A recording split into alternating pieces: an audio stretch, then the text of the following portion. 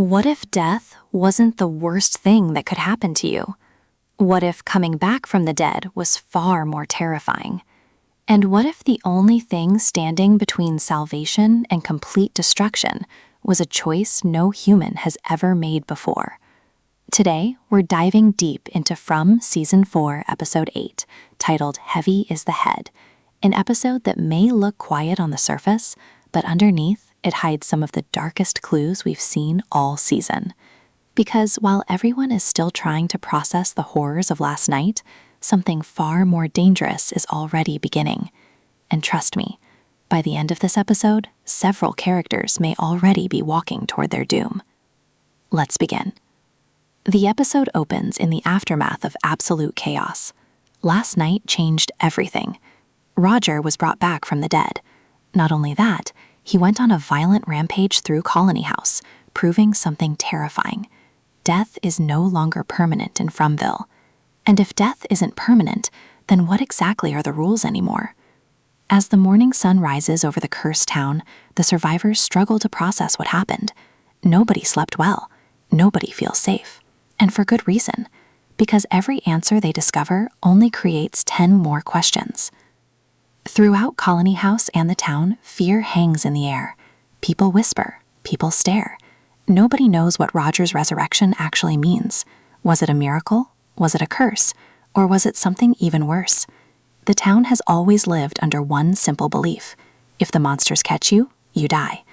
But now that certainty is gone, and when certainty disappears, panic begins.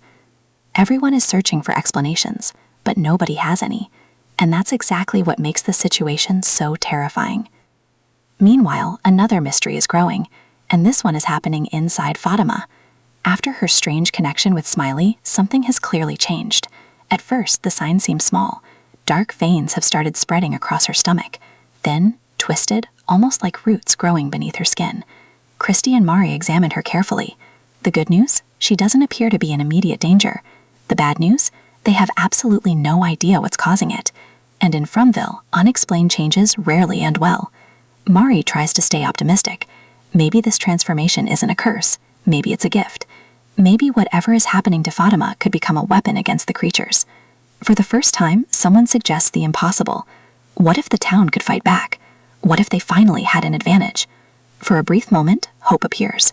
But hope doesn't last very long in Fromville, because later in the episode, the truth becomes much more disturbing, and we'll come back to that soon. Elsewhere, Ethan is struggling with a different kind of fear, a fear that most adults around him refuse to acknowledge. Victor's warning is still haunting him. Victor believes Ethan may one day become the only survivor, the last person left alive, a possibility that sounds ridiculous. But in this town, ridiculous things happen every day. Unlike many adults around him, Ethan doesn't ignore the possibility. He wants to prepare. If everyone dies, how would he survive? How would he stay alive? So he turns to the one person who knows more about surviving alone than anyone else, Victor. And what happens next is both heartbreaking and strangely beautiful. Victor genuinely tries to help, but Victor's version of survival isn't exactly normal. His survival plan includes 3 things: a truck full of canned peaches, a sharp stone, and homemade stand-ins for family members, figures Ethan can talk to when loneliness becomes unbearable. To anyone else, it sounds bizarre, but to Victor, this is survival. This is how he endured years of isolation. This is how he stayed sane. And Ethan listens carefully, because he understands something most adults don't. Victor survived. And in a place like Fromville, survival is the only qualification that matters. Unfortunately, not everyone agrees. When Tabitha discovers what Ethan and Victor are discussing, she immediately shuts it down. She doesn't want Ethan hearing these ideas. She doesn't want him preparing for a future where everyone dies. As a mother, her reaction makes sense. She wants to protect her son. She wants him to believe everything will be okay. But there's one major problem. Nothing is okay. Nothing has been okay for a very long time. They're trapped inside a supernatural nightmare. People disappear, people die. Monsters hunt them every night. And somehow Tabitha still wants Ethan sheltered from reality. It's a touching moment, but it's also frustrating, because Ethan understands something she doesn't. Hope alone won't keep him alive. Preparation might. And that disagreement creates a tension that continues to grow throughout the episode. But before Tabitha can think more about Ethan, something else demands her attention. Something impossible. Something terrifying. And what happens next changes everything. A ringing phone, an empty RV, and a visitor she never wanted to see again, the man in yellow. And trust me, his return may be the most important moment of the entire episode. The phone keeps ringing. Again and again and again. The sound cuts through the silence like a warning. At first, Tabitha hesitates. Every instinct tells her not to answer. Nothing good ever comes from mysterious phone calls in Fromville. But curiosity wins. Slowly, she follows the sound, step by step. The closer she gets, the more uncomfortable she becomes.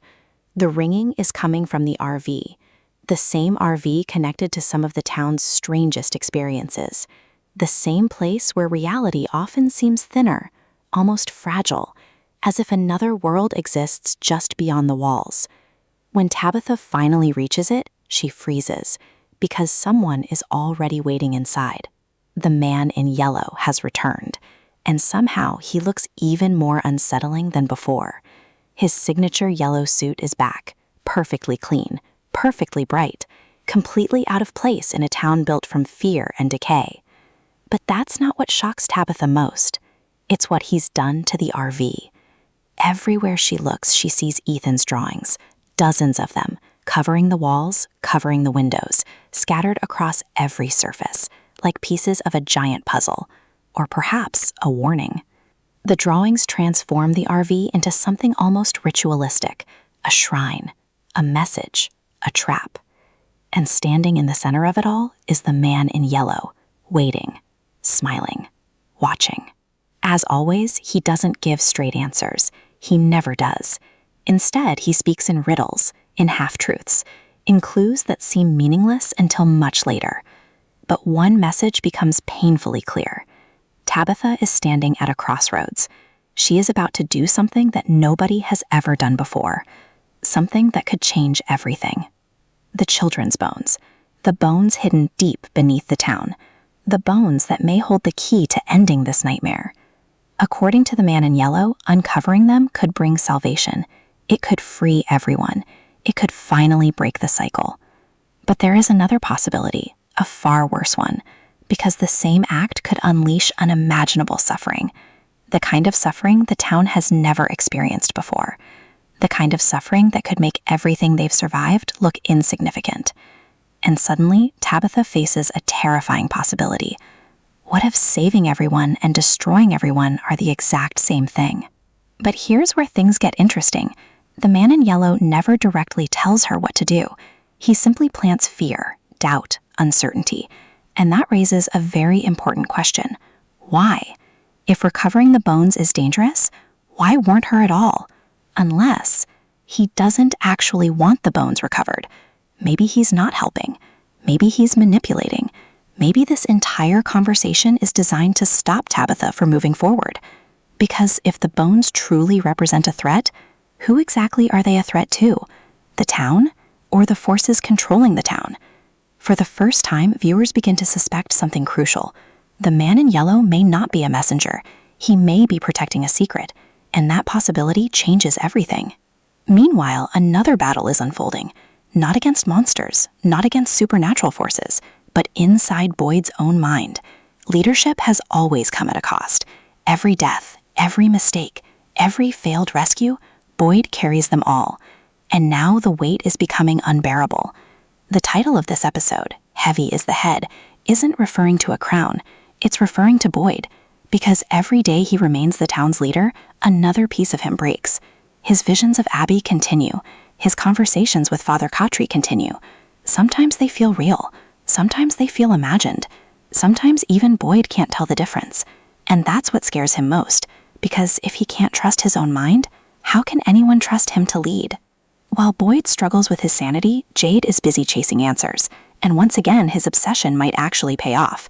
Jade begins revisiting old memories, old details, small clues others ignored. Then suddenly, something clicks. A forgotten detail resurfaces. The chamber containing the children's bones may have another opening. Not a door, not a tunnel, a hole hidden in the ceiling. Years ago, roots covered it, and over time, something grew directly above it.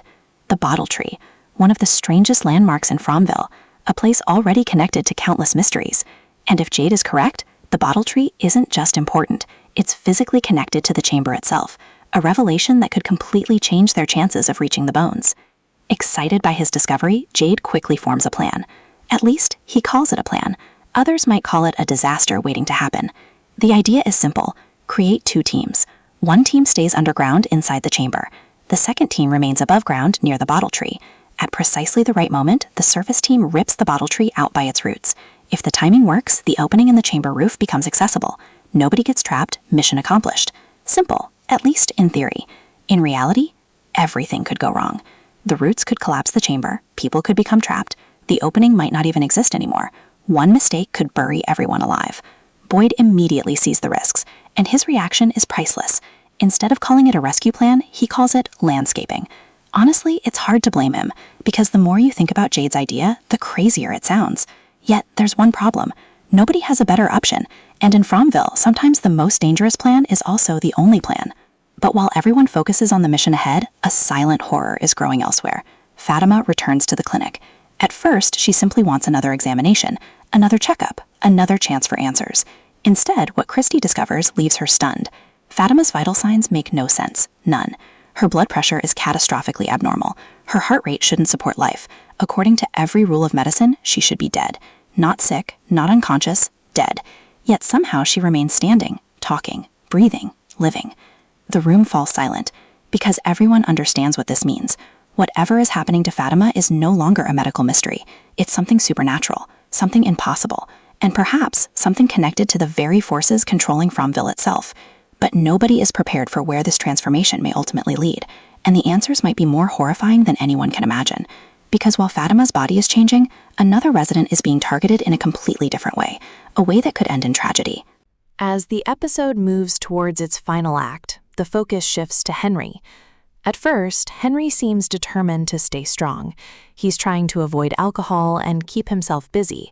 But something strange begins happening. He starts experiencing vivid visions that feel more real than reality itself.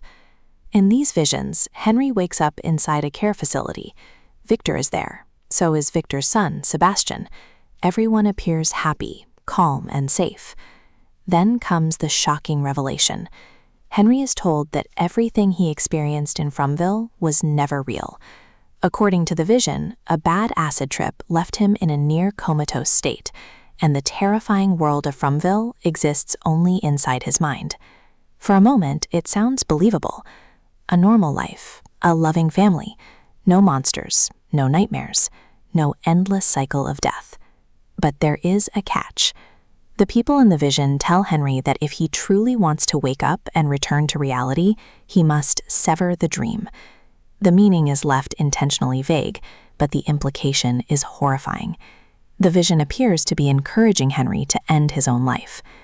No one expected the danger to come in this form. Not claws, not monsters, but temptation, a false promise of happiness. And that's what makes it so terrifying.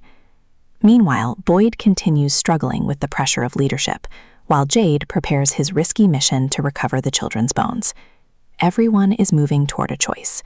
Everyone is moving toward a confrontation, and nobody realizes how close they are to disaster. As episode 8 comes to an end, the story leaves viewers with more questions than answers. Tabitha can't stop thinking about her encounter with the man in yellow. Was he warning her or manipulating her? The message keeps echoing in her mind. Recovering the children's bones could save everyone or unleash something far worse. At the same time, Jade and Boyd move closer to executing their dangerous plan involving the bottle tree. It may be their only chance to reach the hidden chamber, but it could also become a deadly trap. Fatima's condition remains deeply disturbing. Her body is behaving in ways that defy science, suggesting she may be transforming into something completely unknown.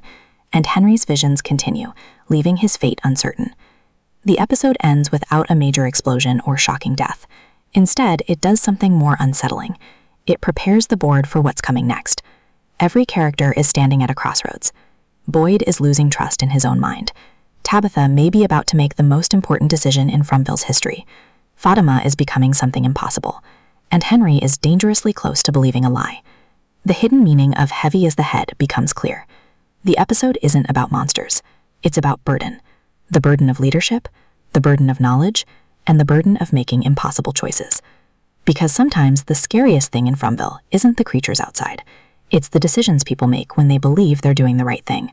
And if this episode is setting up what's coming in the final stretch of Season 4, then the real nightmare hasn't even begun yet. If you enjoyed this complete breakdown of From Season 4, Episode 8, don't forget to like the video, subscribe to the channel, and turn on notifications so you never miss our next movie and series explanation. Because trust me, what happens next in From might change everything.